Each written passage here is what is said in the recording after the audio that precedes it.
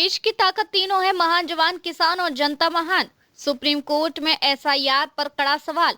याचिकाकर्ताओं ने कहा तेजी से शहरीकरण बहाना नहीं, ईसी अपनी सीमाएं लांघ रहा है। मतदाता सूचियों के स्पेशल इंटेंसिव रिवीजन को लेकर सुप्रीम कोर्ट में मंगलवार को बेहद महत्वपूर्ण और संवेदनशील सुनवाई हुई।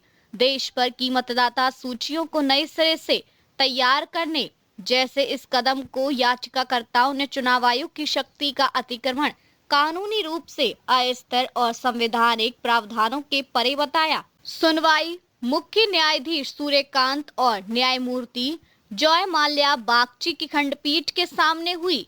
क्या है याचिकाकर्ता का आरोप? ईसी ने तेजी से शहरीकरण और निरंतर प्रवास को बहाना बनाया।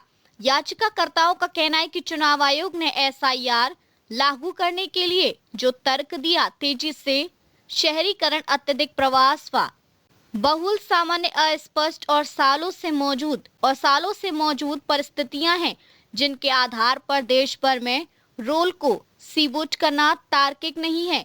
अभिषेक मनु सिंघवी ने कोर्ट से कहा किसी क्षेत्र का ग्रामीण से शहरी बनाना एक निरंतर प्रक्रिया है, यह कोई अचानक उत्पन्न स्थिति नहीं है। इन कारणों के आधार पर राष्ट्रव्यापी गहन पुनरीक्षण को सही नहीं ठहराया जा सकता। उन्होंने यह भी कहा कि ईसी का यह निर्णय धारा 21 के तहत की गई शक्तियों का सामूहिक और गैर जरूरी विस्तार है।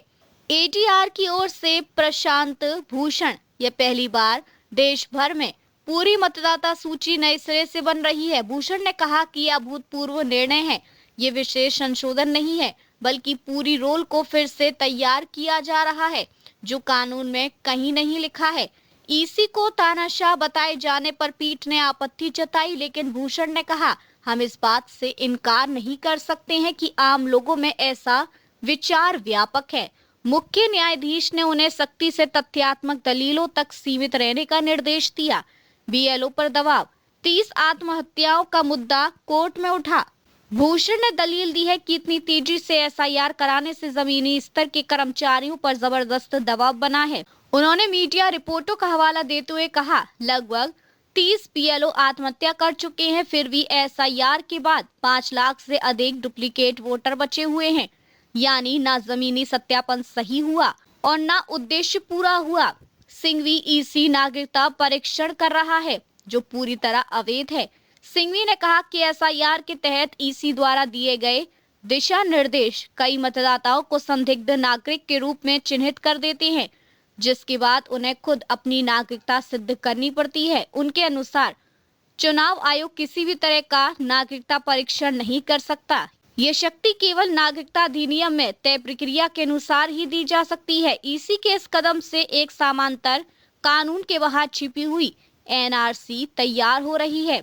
यह आरोप बेहद गंभीर है क्योंकि इससे चुनाव आयोग की संवैधानिक स्वतंत्रता और मतदाता अधिकारों के बीच संघर्ष की स्थिति बनती है। वृंदा ग्रोवर ईसी विधायी अधिकार अपने हाथ में ले रहा है। अधिवक्ता वृंदा ग्रोवर ने कहा कि एसआईआर कोई साधारण प्रशासनिक प्रक्रिया नहीं है, बल्कि ईसी ने खुद को ऐसी शक्तियां प्रदान कर ली हैं जो किसी भी कानून में मौजूद नहीं है। चुनाव आयोग विधायी क्षेत्र में प्रवेश कर रहा है जो संविधान के ढांचे के खिलाफ है। अश्विनी उपाध्याय, पश्चिम बंगाल में अधिकारियों पर हमले। उपाध्याय ने कहा कि पश्चिम बंगाल में ब्लॉक स्तर के अधिकारियों पर हिंसा हुई है।